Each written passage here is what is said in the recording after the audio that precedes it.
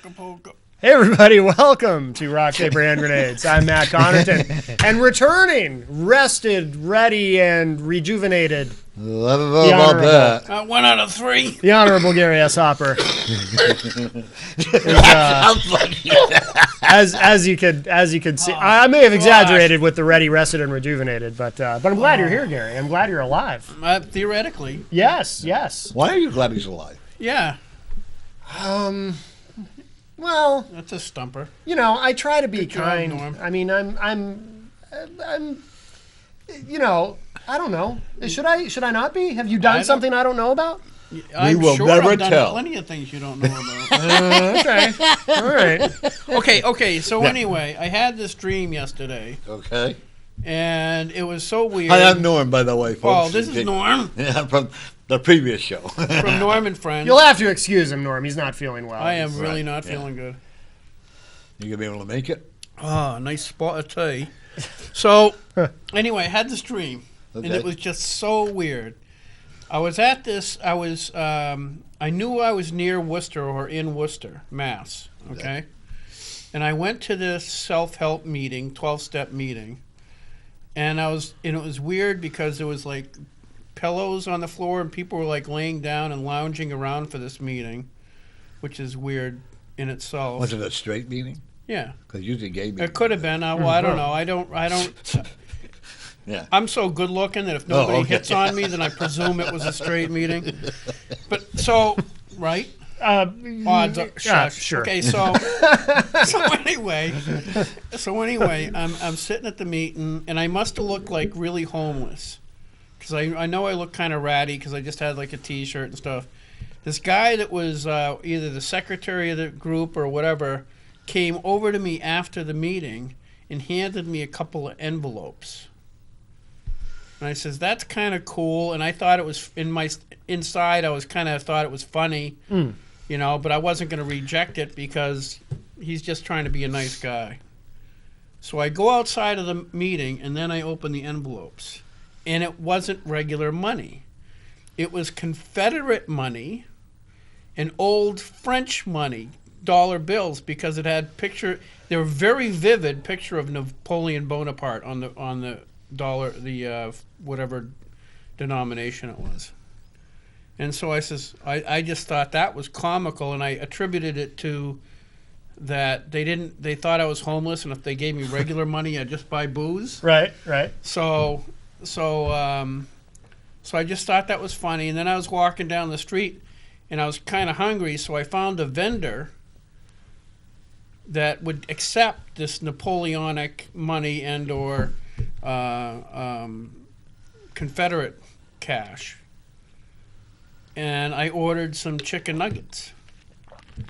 And the guy was pretty cool. And there was a guy across the way. They were just like street vendors. And then I walked down the street waiting for my nuggets, and I looked over what looked like a giant landfill. And the sun was going down, and there was trolls digging through the landfill. They weren't paying attention to me. They didn't care. They're big, big trolls too. All right. And I just I watching the sun go down. I just thought I was just like at peace, kind of, you know. And then I turned around to check on my chicken nuggets, and the booth had been taken over by monkeys, and they were throwing stuff at me. They knew the real you, see. Actually, how I was... Well, I bet you weren't expecting that for an interpretation of your dream. Actually, what I'm actually looking at, you were searching for a lot of your spiritual or religious beliefs that you kind of got sidetracked on. Me, I get sidetracked on everything. Yeah, so it's time for you to get back into your spiritual beliefs, okay? Because what I'm looking at, because you're an old soul, you've been here many times. You've been through like Bonaparte, that was interesting, then the French Revolution, and then the Confederate time. But what I'm seeing is that when you were sitting there sitting around with all the pillows and all the sacks, and that you were actually it's time for you to rejuvenate your spiritual belief or your Christian beliefs, and it's time for you to start reliving them the way you should be. You kind of got sidetracked. Sidetracked on what? On the chicken worldly nuggets? things, yeah. And On the trolls? worldly things. Okay. Okay, like you being a state legislator, a lot of times you have to there's a lot of battles that you have to overcome, but you've got to remember to follow your Christian faith, follow your beliefs in what you're doing. Focus back on that, not just all the peripheral garbage that Right, doesn't really yeah. mean much. Right, because that's what you're actually, that's the way I'm interpreting that. You kind of got sidetracked. Okay. Okay, so what I would tell you to do, well, he's pretty good at sidetracking you. I can see that already. That's true. his Yes, job. that Yeah, he is, has that that is. staff that sidetracks you. Right. He grabs you by the hook and drags you down. Right. But, Figuratively. yeah. Yeah. Yeah. Or literally. But but in all honesty, I would definitely tell you that you've got to get back into. I'm actually going to tell you to read Revelations. Wow.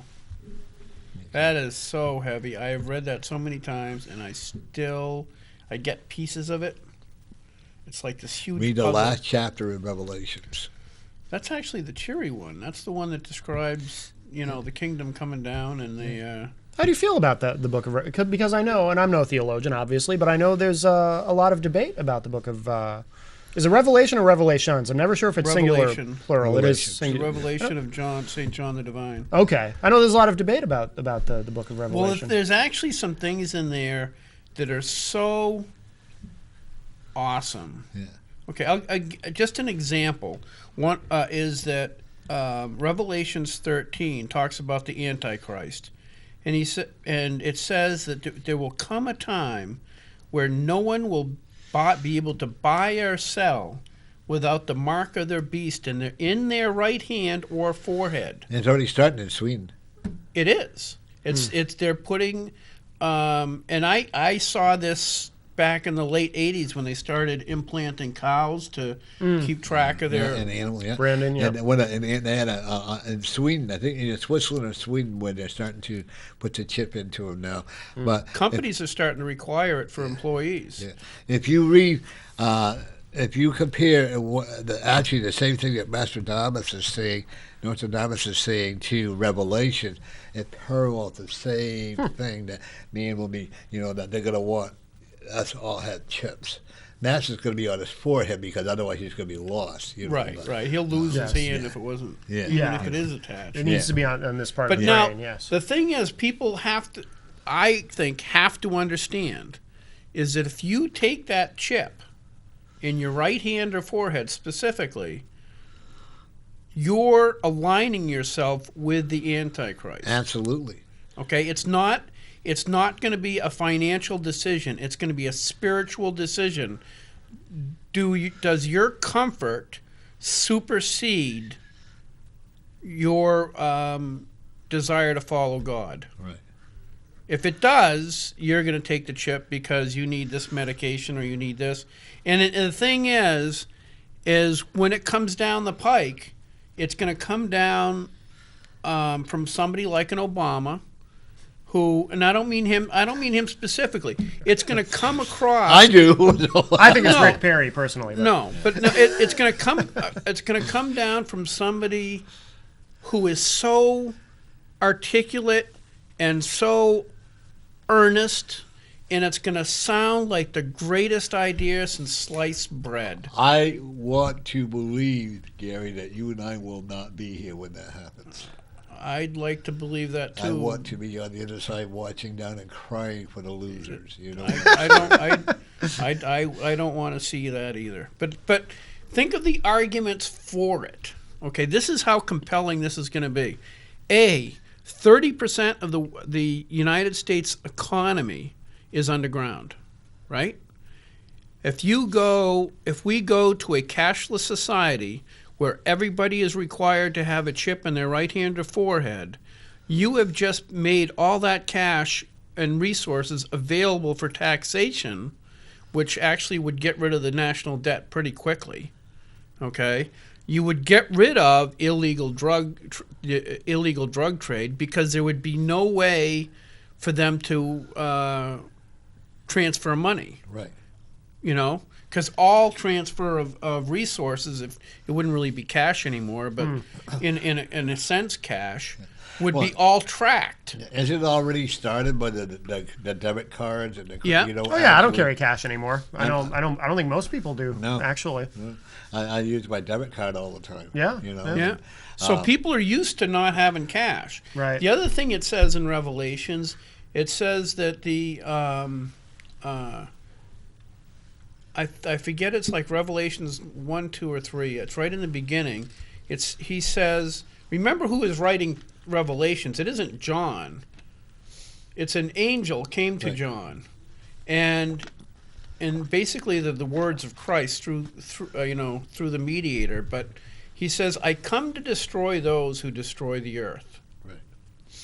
Which, keep in mind, when that was written 2,000 years ago, they would have a hard time destroying a small pond, much less the entire planet.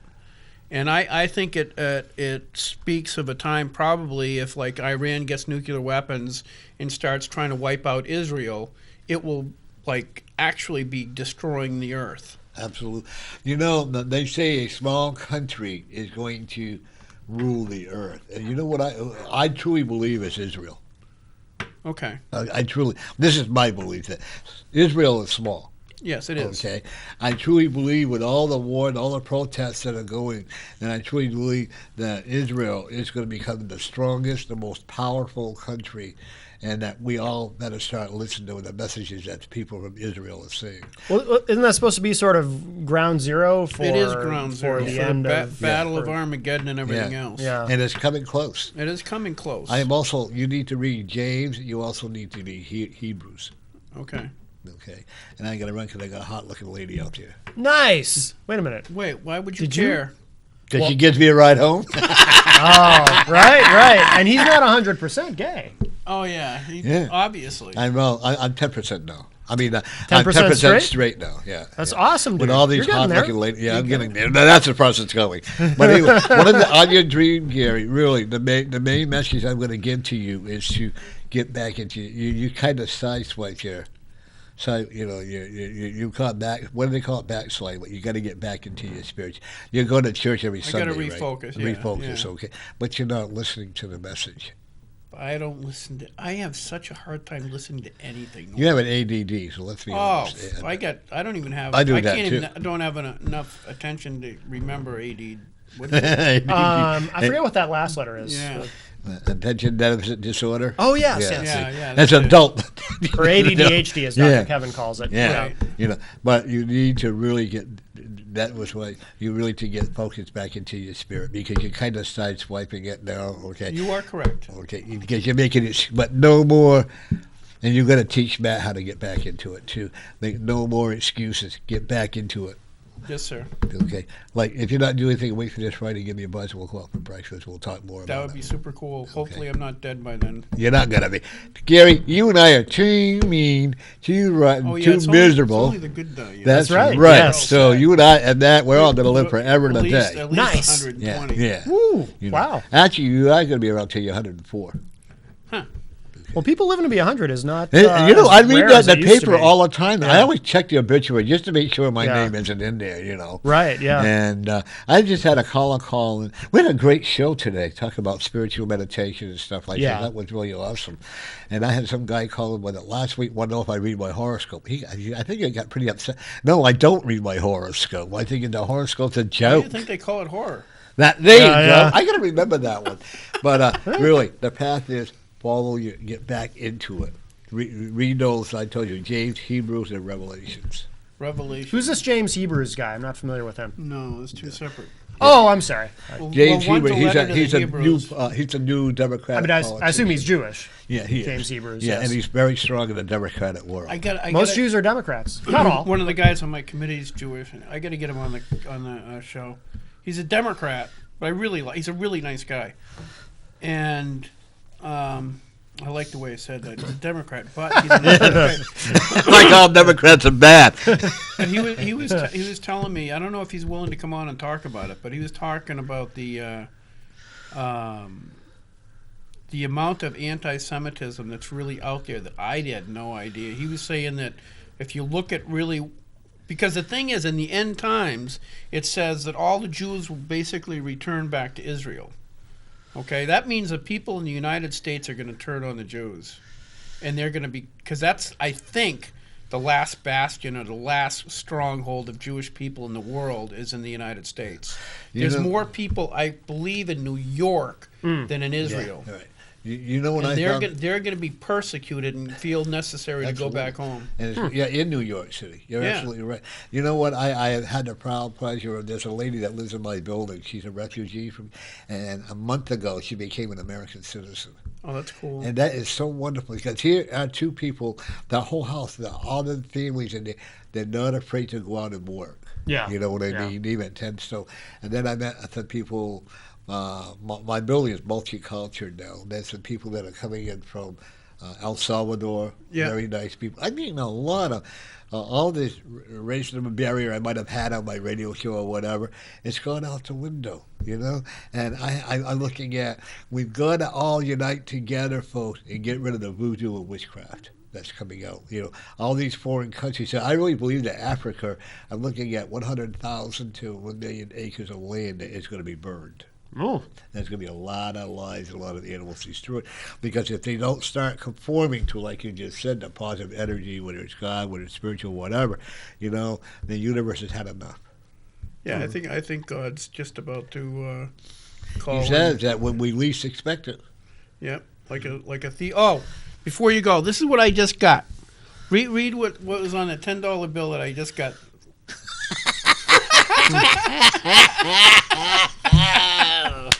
Oh, I forgot my lasagna for you. Oh, that's right, you did. I was going to bring you into the lasagna. I'll bring it in next week because I want that marijuana law passed. So Oh, all right. decriminalized. So I'll bring in a big extra large pack of marijuana. You give me lasagna, I will vote for decriminalization. All right, you heard that, right, Matt? it's documented. Do I have to make it big? Documented. Yeah, do I It's have to make it big enough for two, you and him? That would be Yes, awesome, yes, and I I will. think so. I will encourage Gary to vote for Yeah. it. Oh, my friend. hey. Right. And all the Thanks for having me. and all the Hey, we'll take that Malaysians out. heard that now. So Yeah, you're so now we committed. can't. Good, I know. He's gonna flip out when I bring. Hey, Thank you for having me on. Thank you very Thank much you, for Norm. coming But on, follow Norm. that. Yes, Okay, sir. That's what that meant. Okay. And Matt's getting married. He's having twins. Oh my goodness! Wow. What's a big day, Matt? And they'll be half Jewish. Yeah. They'll be half Jewish. Yeah. So. No, maybe one will be Jewish, and the other one won't. Oh, that's true because they'll be twins. Right, Yes. if they're twins. Right. Yes. Yeah, one, right. one of them Thanks, doesn't Norm. need to be circumcised. I'm not. See? I'm proud Okay, of so not being anyway, mutilated. Anyway, read that. This is a, Okay. I'm bringing in some corned beef for you. Oh no! Corned beef. No corned beef. Oh. Oh. Okay, so So gross. I just got this, and legitimately I got this. I got it legitimately at as change from Dunkin' Donuts. Yeah. Read what it says. Yes, on and it there. says not to be used for bribing politicians. And then what's it say under? Then this print under it too. That's hard to authentic Constitution. Something. It's hard to read what's under it, but the big print says not to be used for bribing politicians. Yes. And the individual did Well- not know that. Oh, wait a minute. No, they did know because you're wearing that. No, that was just out of the change drive. Okay. But no, because she didn't or notice it until afterwards. Oh, okay. But I just thought it was really, really funny, and it was also very offensive. Mm-hmm. So it could be used to bribe police officers, That's true. right? Right. It could be used to bribe. What else can you bribe besides? Oh, judicial officers, Yes. right? Judges, Yes. stuff like Yeah, that. there's all kinds of people you can bribe. So basically, it's kind of prejudicial because you can use this to bribe anybody that you can bribe, except politicians. Right. Exactly. That's- That would hold up in court. I would say too. I believe isn't that considered a slur now? I think the politically correct term is lawmaking American. Yes, it should be. Yes. Like you guys can call each other politician. Right. You can be like, "Yo, what up, politician?" Yo, what's up? But What's up? other people aren't supposed to call you that. They shouldn't. They shouldn't. No, because that's just it's not right. Yes. Hey, so anyway, our guest tonight was not intended to be Norm. It was intended to have my buddy Al Baldessaro. Mm-hmm. But they change of plans at the State House, and he had to speak against House Resolution 2, which was to, if you remember a few weeks ago we did a show on Constitutional Convention? Mm-hmm. Yeah. Well, very, very memorable. Yes. And if you didn't see it on IPM Nation, we archive all the shows, and you can find it. It was we had Frank and Hal and some other guy that was with Hal. I've forgotten his name. I forgot his name as well. He didn't speak much. It was No. mostly Frank and Hal. Yeah, and they were going at it. and it was quite lively. But the funny thing is Al was on the House floor right around the time that the show was about to start Yeah. up in Concord, and he was arguing against a constitutional convention, Okay. which is funny because I kind of like the idea of a constitutional convention, because a constitutional convention fundamentally is you have two ways to amend the Constitution. You have any congressman can introduce an amendment to the Constitution. Then, if it passes the House and Senate by the required number, it gets bounced back to the states, and 38 of the states have to agree with it, and then it becomes part of the Constitution. Right, because it has to be 2/3, and it's very difficult to amend the Constitution It is because very it's quite difficult. the process. And that's how we ended up with women getting right to The vote, Bill of and, Rights and all that, yeah. and all kinds of other cool stuff. Well, what's funny to me, and I agree with you, and what's funny about the anti-Article 5 argument to me is it's like, so it's in the Constitution that you can do this. So to argue against it, it's kind of like arguing against arguing that something completely constitutional shouldn't be done. It's almost like protecting the Constitution from itself, is what I was trying to say, which seems kind of weird to me. Yeah, to me, it's right up there with kind of, I probably shouldn't say this, but up there with the argument of the Second Amendment is obsolete and we really can't apply it anymore in today's modern society. No, it's really not obsolete, and the Constitutional Convention is still current and necessary. Yeah. And the idea was Congress, the Founding Fathers knew that one of the biggest threats to your liberty is the government itself. Right. So it gave an external means for that government to be basically spanked. And what it was is the other way to amend the Constitution is for, I think, 38 of the, I don't know how many states, a call for a constitutional convention. In this case, HCR 2 would be for a campaign finance reform. Okay. And once enough states that reaches that magic number, then there's a convention. They get together, the delegates get together, they write up what the constitutional amendment would be, and then they ship it back to the states, just like Congress would have if they had the testicles of a gnat, but they don't. This gives a way to bypass Congress and say, we, the states, are taking that authority and we're going to amend the Constitution, because it is only through an amendment to the Constitution that you can get rid of a lot of the money it's flowing into Washington, D.C. Right. at yeah. a really alarming rate. Right. And there's Republicans and Democrats that are in favor of it. Republicans, because they don't want unions and George Soros buying elections, and Democrats who don't want the Koch brothers and corporations buying the elections. Yeah. And so there's a lot of bipartisan support to amend the Constitution, because it is only through an amendment to the Constitution that we can change that. Yeah. Because they tried to change that, and the court said, no, that's free speech. You can't do that. Right. Hal's argument seemed to be that if you allow this to happen, something crazy is going to happen. And yeah, he seems to. It's just his argument is the devil's in the details. But the problem with his argument is that it would still have to go back to the states, and 38 of the states would still have to agree to the language exactly that amends the Constitution.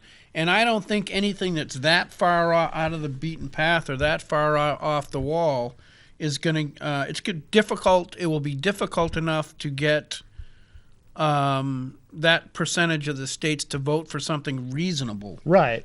Right. Yeah. So I don't think they can have a constitutional convention and take away everybody's Second Amendment rights or anything like that. That's not going to happen. Yeah. Because there just isn't enough states that would support that. Yeah. But there's plenty enough states I think, that would support an amendment to the Constitution that limits the. Like, to me, I'd like to see people who run for federal office can only receive money from in-state, from residents of their state, and only a certain amount. Yeah. You would just wipe out all these huge PACs and everything else. PACs could still spend all. I don't know. You'd have to do something about that too. It's a difficult issue. It is. Yeah. But the fact that somebody like Jeanne Shaheen or Scott Brown can almost get elected, getting most of their money from corporations and things like that. It's just, who are they beholden to? Well, we know. Yeah. It's like Jesse Ventura says, they should all have to wear NASCAR suits with patches on them that show who their donors were, so you know who they really work for. Right. Yeah. In fact, they tried to emphasize the inability for Congress to do anything. Somebody tried to introduce legislation just to require full disclosure of where all the money comes from, and that didn't even get through Congress. No. The system protects itself. It protects itself, Yep. and that's why you have Article 5 conventions, is so that the states can say, no, I don't think so. Right. So what is Al Baldessaro's argument, if you know? I mean, he's not here to explain it himself, but... Yeah, I'd rather let him explain it, because he was really passionate on the House floor this afternoon. Really? This evening. And it was, basically the argument that because of the way it could be structured, anything could happen. So kind of like Hal's argument. Basically Hal's argument. Yeah. Which I don't see any evidence for, but... Me neither. No. And Al, I would imagine, I mean, he's kind of an intense guy. I would think He is anything. wicked intense, I yeah. would imagine just ordering lunch, he's very passionate, in terms of how he presents Well, he's Italian, Yes, yes. So what else is he going to do? I mean, that's passion is what they do. Yes. But, so this guy, Tim Smith, I think he's from Manchester, state rep. He did a really good job articulating the reasons for an Article 5 convention Okay. on the House floor. I think he's rep from Manchester, so you guys should be Yeah, I'm not familiar with him. pretty happy with him. What else did we do today, Matt? I don't know. I wasn't there. Yeah. I was hoping you'd tell me. No, I don't know. Let's see. There's all kinds of dumb stuff we did. You've got your- Oh, gosh. Got your pink sheet. I got my pink That sheet. is what you call it, right? Yeah. That's pink sheet because when they started issuing these from the House Republican Alliance years ago, they went in and all they had in quantity was pink paper. Oh, So that's the only reason? Yeah, that's the only reason. And so they just traditions, they stuck with it. Yeah. What was the stupid thing? Oh, the nanny bill. This really kind of just like, you just shake your head. The House passed a bill that, if I have I think I read it carefully enough, but in effect will make it illegal for 16-year-old girls to go to the tanning booth and get tanned before the prom. Really? Yes. Yes, that Nobody- needs to be legislated. That has to be legislated because those young ladies in their tanning. It's just like mind-bogglingly stupid. It's the argument is that tanning is carcinogenic. Right. Okay. Yeah. And there was a woman. It is there, bad for you. Constantly anything's Oh, bad yeah. for you. I mean, Yeah. I'm sure that cream in my coffee over long periods of time is probably harmful. Mm-hmm. But I know as somebody with eczema, the doctor used to tell me to go to tanning booths Oh, really? Yeah. when I was young. Yeah. And because if this bill passes into law, you won't be able to do that anymore. Okay. Because I didn't see any provision for a doctor's note. No kidding. Wow. Because, Unreal. well, the thing is, if it passes, you would still be able to go to a tanning booth, but it would have to be a medical facility. So instead of a $10 tan, it's a $2,000 tan. Right. Right. Which is what really our constituents crave, is spending more money for things. But that passed, and It passed? yes. Oh my God. Wow. Oh yeah. It's just like you're sitting there going, "Oh my gosh!" Well, although now the silver lining in all this is it's great that there's nothing more pressing going on in the state, so that the legislature can think. spend time on this. I mean, that's good news, right? No, no, it was just one of. Oh, okay. Yeah, so that was just like. I was gonna say, because if that's the worst thing we got to worry about is people tanning, then that's awesome. New Hampshire's doing Well, great. the thing is, they always do the same thing. There's always somebody that had a bad experience. And there was Right. a woman up in the balcony whose daughter died from melanoma, and it's like I don't mean to laugh at that, but no, I mean it's not funny. But by the But- same token, you can always find somebody right. that overdid something, and it's like making skiing illegal. Oh yeah, it's like saying I knew someone who died in a car accident, so no one should be able to drive anymore. Yeah, we're just you gonna have pull everyone's to- licenses. Right, right. Yeah, yeah. Yeah, skiing accident. I mean, how many kids get killed, a year from skiing? Sure. Yeah. Why don't we make that illegal? Right. We know that that's dangerous. Right. I mean, you have to sign waivers just to go skiing. Something should tell you, hey, this is not safe. Right. But yet we don't pass laws to make skiing illegal. Right. Yeah. Yeah. So I don't know. It's just nanny state crap. Yeah. But anyway, that's my tirade for today. I don't know. Maybe there could be a law that you can only ski at a medical facility. Yes, that's a good idea. Yes. With a doctor's note. Yes.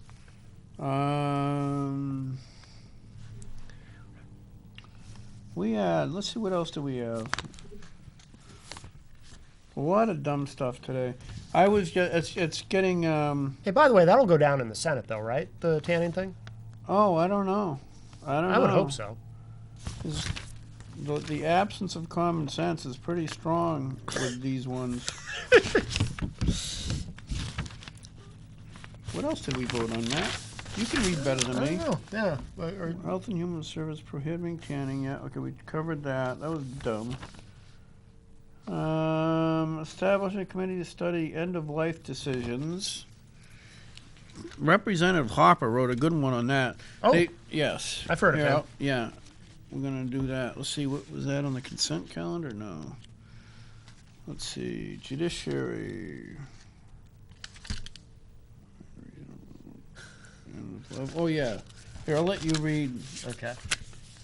This is House Bill 151, which passed the House today. Okay, so House Bill 151, establishing a committee to study end-of-life decisions, and the majority said ought to pass, minority inexpedient to legislate, which is kind of like they're voting to kill it. Okay. Yeah. Representative Larry R. Phillips for the majority of Judiciary.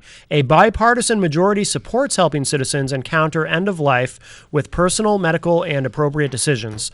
This bill would study innovative approaches to medical care and dying, many of which have been implemented in other states. Through the efforts of such a committee, new initiatives could emerge, and the vote was 9-7. Representative Gary S. Hopper. I know him. The Honorable Gary S. Hopper. Right. For the for the minority of Judiciary. The sponsor of HB 151 would like us to use taxpayers' money to study end-of-life issues. This is merely a euphemism for state-assisted suicide. Although the minority has great compassion for those who are at the end of their natural lives, we believe that this issue has been studied at great length in many places around this country, and there is no need for New Hampshire to pay for a study too. Okay. So what does all that mean, Gary? I have no idea. What Well, were you reading?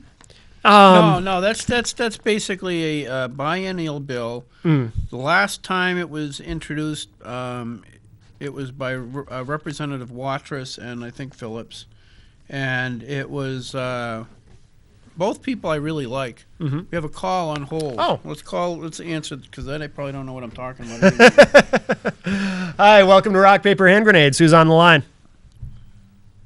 Hello, statue? A statue? A statue? Maybe that's why we can't hear whoever it is. Yeah. Statues don't talk. Yeah, they're not very good at talking. Well, call back when you want to say something. Hello. Oh, Whoa, hey there. whoa, The what's statue up? has come to life. Yes. Hello, who's this? Yeah. This is Roland. Hey, I got a question to ask. Now that the governor made that trip a couple months ago overseas, and now I think she made another one in Washington, D.C., now that she's on a campaign trip, who takes care of the state while she's gone? There's really nothing. I thought you did that. Yeah, I do that. Yeah. Yeah. No, the thing is, the governor can go away for a week or 2 weeks or whatever. It really doesn't make a lot of difference. The only thing the governor really does is sign contracts if she gets the executive council to agree with her. There's really not, I don't believe, a lot of day-to-day management that a governor actually does. Yeah, New Hampshire, it's a fairly constitutionally weak governorship, right? It's deliberately weak. Yeah. The founding fathers of New Hampshire didn't want to end up with they had a lot of problem with a governor that was appointed by the king, and we weren't too fond of him. So when they established this government, you have a governor who has to basically get the permission of the executive council to do anything. But so I don't think that's really an issue. Oh, I see. So in other words, it's really the executive council that sort of takes care of things while she's gone. I'm sure that I don't know about that because they're not there that much. But I think it's contracts and things like that are negotiated between the two groups and voted on. And as far as the day-to-day stuff, I don't know exactly what governors actually do. You know what I mean? They have their. Great. Well, I'm glad she's starting her campaign early. Thank you very much. Yeah. Good show. All right. Thank you. Thank you, Roland. Yeah, I actually should know, but I really don't know what they do. As far as I presume, is most branches of the government are run by executives, Yeah. and they go about doing their job. And I think the governor sits back and hopes she doesn't get any phone calls. Right. That something's going wrong. Yeah. If something's going wrong, that means she's in the news, and that's not a good thing. I know in some states, like I've read that about. I remember back in 2000 when W was running for president. W, and reading about in Texas how the governorship is very constitutionally weak, and I guess the lieutenant governor there really has all the power because he or she presides over their state senate. Okay. And the governor is really just kind of a figurehead. Whereas in other places like Florida, it's much more of a CEO type position where they're actually running the state. But, Right. Yeah. Yeah, I mean, like, for instance, everybody gets all tweaked out because of the governor's budget. Mm-hmm. The governor can't do a budget. Really? Yeah, the budget is generated. All money bills have to be generated from the House of Representatives. But she doesn't submit a budget? Oh, she does. She does? Okay. But it doesn't mean anything. Okay. The only thing that means is that's a negotiating starting point. Okay. It really is irrelevant. Because I know she's taken a lot of flack, Governor Hassan, for the including gambling revenue in the budget, even though we don't actually have gambling yet. Yeah, so. I don't think she did that this time, though, did she? I didn't pay any attention to it because I know it doesn't matter. Maybe not. Okay. I mean, I know that they're going to be wrangling about the budget in Finance Committee with Neil Kirk for the next, while, and then they'll present that to the full House. Well, it kind of makes sense then. Okay, I'm seeing this a little differently now myself because if when you put it that way, it's kind of like it's more like a negotiation. Whatever she submits, then I guess it would make sense that what she would submit would be more than she's going to end up with anyway, and she knows that because it's a negotiating point. Right. Okay. That's exactly what it is. So these are what my priorities. Yeah. And they also know, unless they've got like a supermajority, which is what we've had a couple times, we don't have a supermajority in the House or the Senate, so we do have to negotiate with her. Yeah. Or she vetoes it, and we've got nothing. Okay. So there is going to be give and take, but her budget, it's not like we sit down with her budget and work from there. Yeah. Okay. It's like we say, okay, that's what she wants. Let's put that on the shelf while we figure this out. Right. Okay. So that, yeah. So her not being in town, I don't see that as actually a real issue. I'd like to make it one just because I'm a Republican, but I don't think so. Oh, what else? What else do I want to talk about? What else? Oh gosh, freaking such a space shot. There was another bill I really wanted to talk about tonight because it was not banning. There was one Basically, it was repealing, I think, RGGI, which is the Regional Greenhouse Gas Initiative. And O'Brien kind of fell on his sword a little bit on that one. I think he asked for a roll call or something. But it was obviously an O'Brien versus Sean Jasper vote. And Jasper got like 250 votes, and O'Brien, I think, got like 90 something. Really? Yeah, it was real bad. Huh. But the majority report on the repeal was IT inexpedient to legislate, and their justification for it was if we get rid of the greenhouse gas initiative on paper, because I don't think we're funding it anymore, we lose $90 million from the federal government or something. I forget Okay. how much money. Yeah. But, fundamentally, again, as you've heard repeated about a zillion times on this show, it's again the case that the federal government is blackmailing us to do stuff we don't want to do. Yeah. Because that's what we do. They do to us all the time. Right. So what would you think about my dream? Oh, about your dream? Well, I would say, like I was saying off air, because when we talked about it earlier, that I think it's just your subconscious telling you don't eat chicken nuggets because they're bad for you. Nah, it's got to be something else. And that's to why it. the monkeys are throwing the crap at you or whatever. Right. And that's why and the troll part of it is interesting because you said they were big trolls. They're big trolls. And I imagine trolls being small. Or maybe I'm confusing them with gnomes. No. Yeah, you're thinking. I'm thinking of gnome. Remember in. You must have watched Lord of the Rings. I've seen parts of it. Okay. I've You remember never- the cave trolls? Not super into it. No. No. I love that. That was such a cool series. No, the cave trolls are huge. Really? Yeah. Oh yeah. I'm not a big Tolkien guy. Oh. I did like the big trees. What are they called? Ents? Ents. Yeah, those are pretty Remember cool. my Ent jokes? Oh, that Yes. that was so stupid. I remember our guest, whoever Hated that them. was, didn't, Oh, man, wasn't he enjoying does- your humor. Yeah, when we did the show, I don't know, it's got to be a couple of years ago. This right? was when we were in the other studio, I think. Oh Yeah, yeah. So 2 years ago, anyway. Yeah. And we had an entomologist on to talk about the bed bugs in town. Yeah. And I am not necessarily the most serious person all the time, so told him, I says, if you're an entomologist, then obviously you can answer some simple ent questions. Right.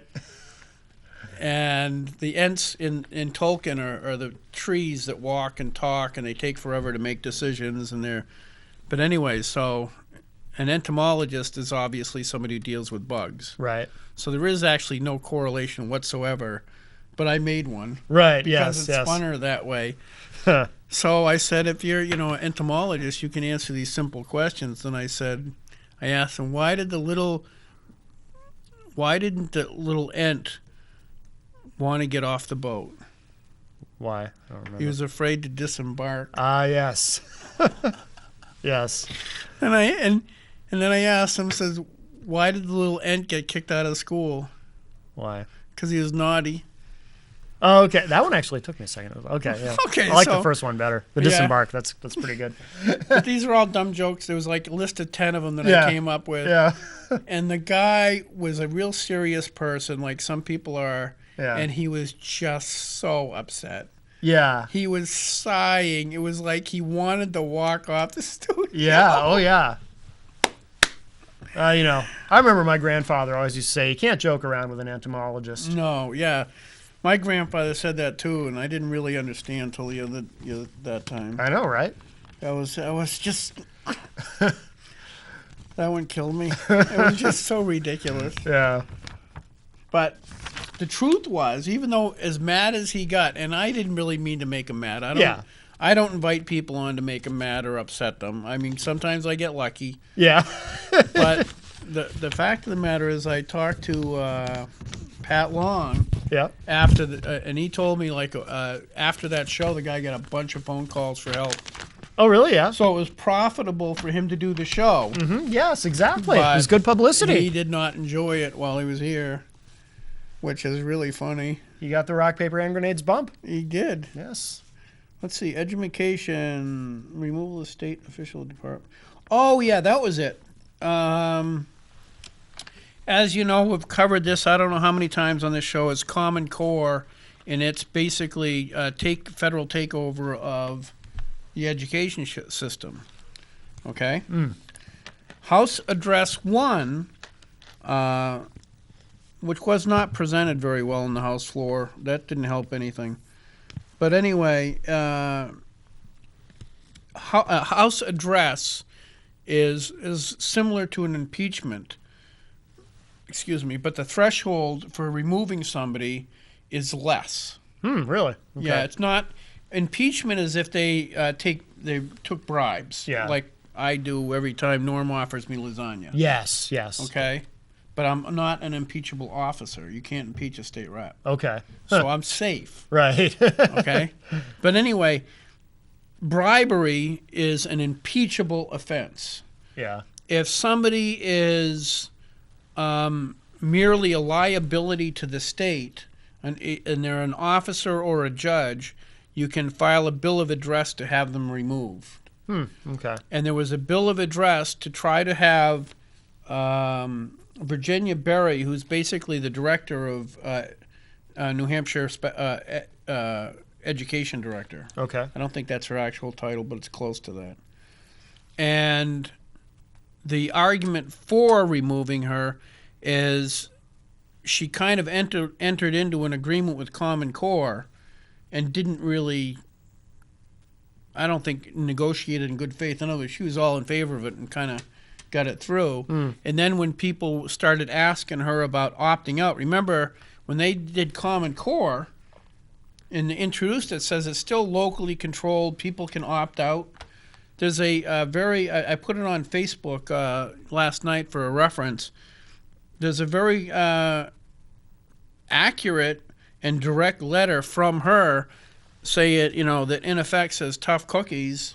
You'll do what I tell you. That's the thing that Jane brought in last week too. Jane had brought Jane that did? up. Okay, Yeah, okay. Yeah. And that's what the letter says is Instructing tough luck. them to If you don't like it, do it anyway. Right. And so anyway, the majority. The thing is, right now the House is run has a majority of Republicans, but a lot of the Republicans are not necessarily that Republican. Let's see, that would be under education. Now this is Mary Stuart Guile, the representative, who's very liberal, Republican. Is she a Republican? I'm not positive. But she's really, really liberal. And she wrote the majority opinion on House Address 1. And read what she says about this wonderful lady. Okay. This here? HA1. Right. Number 1. Okay. Yeah. Okay. HA1 for the removal of certain state officials in the Department of Education, which says inexpedient to legislate. Representative Mary Stuart Guile for Education. This House Bill of Address requests the removal of Virginia Berry, Commissioner of Education, and Paul Leather, Deputy Commissioner of the Department of Education. The majority of the committee agreed that causes identified as reasons for removal reflected serious misunderstandings. Both the commissioners and the deputy commissioner promote and support New Hampshire as a local control state, and neither has exceeded their responsibilities as outlined by the New Hampshire Constitution, and the vote was 14-5. So they're fine then? They love her. Okay. But remember, all those people are probably all pro Common Core and big government. Sure. So they're not going to have a problem with what Virginia Berry did anyway. No. Yeah. And the fact that she produces this letter that tells parents, if you want to opt out of Common Core, well, that's just, Too bad, I got the authority and you don't. Right. And that's fundamentally what she says in the letter. Okay. And yet, Mary Guile comes out and says, she totally believes in local control. And I think what she means by local control is federal control or something. I don't know where the disconnect is, but it's maybe she means local as in the U.S. and not like the UN. Like the United Nations doesn't get to control it. I'm not so sure that's true either. So yeah, that was. I would have liked to have seen that get through at least the House. That would have been an awesome shot across the bow. Yeah. But you can't keep elected liberals and then expect anything cool to happen. You know what I mean? Because I as much as people, and I had obviously had some problems with O'Brien, as much as people didn't like him, he did get some really cool, there's some cool stuff happened during that time. So what's the vibe there like so far this session with that Not whole good. O'Brien Jasper thing? Is it still kind of acrimonious or? Oh, yeah. Really? Oh, Yeah. You could see it today on the House floor. No kidding. Oh, sure, yeah. Wow. You know, Jasper's default position is to rule against O'Brien, Yeah. but he actually kind of backtracked a little bit today when he kind of overstepped it because I think he's just mad, you know, and O'Brien is. But the good news is O'Brien's starting to step up to the plate again after the failed attempt to become speaker. He kind of withered away a little bit. You know what I mean? Yeah, I think yeah.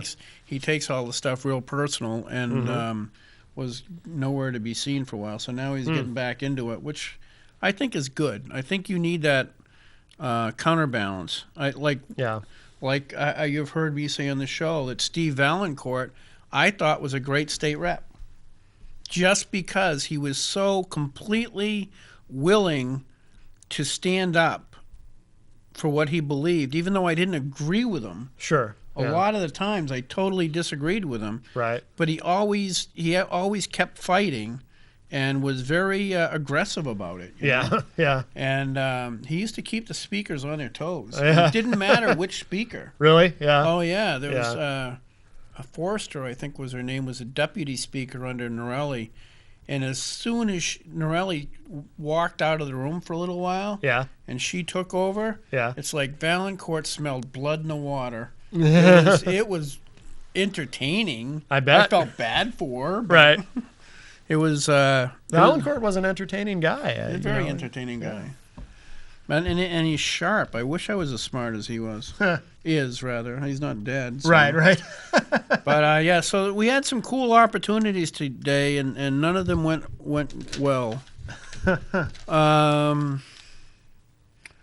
I don't know what else. So what's the deal with the French money, though? Why would I see Napoleon Bonaparte on a... Oh, in your dream. Yeah, what is that all about? Confederate money I get, because I don't know, I'm pretty old, so when we were little, we used to have Confederate money. Really? It was worthless, so it was like... Yeah, you just to collect it, right? No, not even. We just play with it, like Oh, really? Monopoly Yeah. money, yeah. Oh. Too bad I didn't keep some of it. I bet you some of it's worth something now. Oh, yeah, I I'm don't sure know. there's people who collect it. Yeah. Yeah. Huh. But back then, it was just...